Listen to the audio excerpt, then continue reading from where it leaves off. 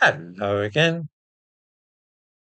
Freedom of information request made to the Ministry of Justice has revealed the altogether unsurprising fact that foreigners are much more likely to carry out sexual assaults and to rape women than are British men. Top of the league are, also predictably, Pakistanis. Over a quarter of such offences are committed by foreigners whose nationality we know, and another 8% by men whose nationality is unknown, which means that they're not British.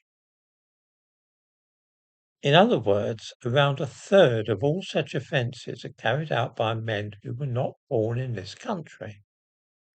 Doubt if anybody watching this video will be shocked to learn this, which is in itself rather disturbing because it means that we all know it or suspect it to be the case and simply accept that it is so. I need hardly point out how this ties in with the inquiry recently announced by the Prime Minister. It's not just in this field of crime alone that people whose ancestry lies outside this country are grossly overrepresented. In some types of violent offence, not a single British person is ever involved. I'm thinking here of setting off explosions, say. So far this century, all such crimes have been the work of Muslims. Bombings in the 1970s, 1980s, and 1990s in Britain were invariably the work of people whose families were from Ireland, of course, with one single exception. What about stabbing sprees where men motivated either by religious fervour or mental illness charge about a public place knifing people at random? Can any of you think of a case of this kind of crime which was committed by a white British person? We have over the years become accustomed to things such as terrorism, group-based sexual exploitation of young girls, knife crime, money laundering, and quite a few other awful things. And we most of us know, even if we do not speak of it out loud, that such things are mostly carried out by foreigners and immigrants. There now.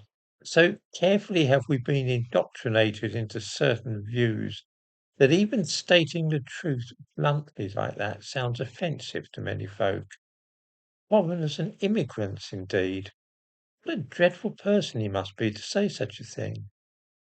And so we are offended not by the murders and sexual offences themselves, but rather by having the truth spoken about them out loud, without any mincing of words or fancy euphemisms. Just reflect on that for a moment. Talking in plain and unadorned English about terrible crimes is more likely to offend many people than the crimes themselves. Has this ever occurred to viewers before? It is the same attitude which has delayed investigation of all those groups in Rotherham and Rochdale, Bradford, Bristol, Oxford and Telford. Talking about them is likely to cause offence, and so many people chose to remain silent, just in case they were looked at askance for raising the topic. There is a conspiracy of silence not only about this, but also the other things which I've mentioned. I wonder, just offhand, have any viewers actually read in a newspaper that stabbing sprees in this country are the exclusive work of Muslims and black men? If not, then why not? It's certainly true, but phrasing the situation in those terms is something which no reporter or television interviewer would dare do. Ask yourself why this is so, and if it is a healthy and desirable state of affairs that some of the worst crimes in Britain must never be spoken of in simple and truthful terms, but must rather be concealed behind a screen of circumlocution and pointless verbiage.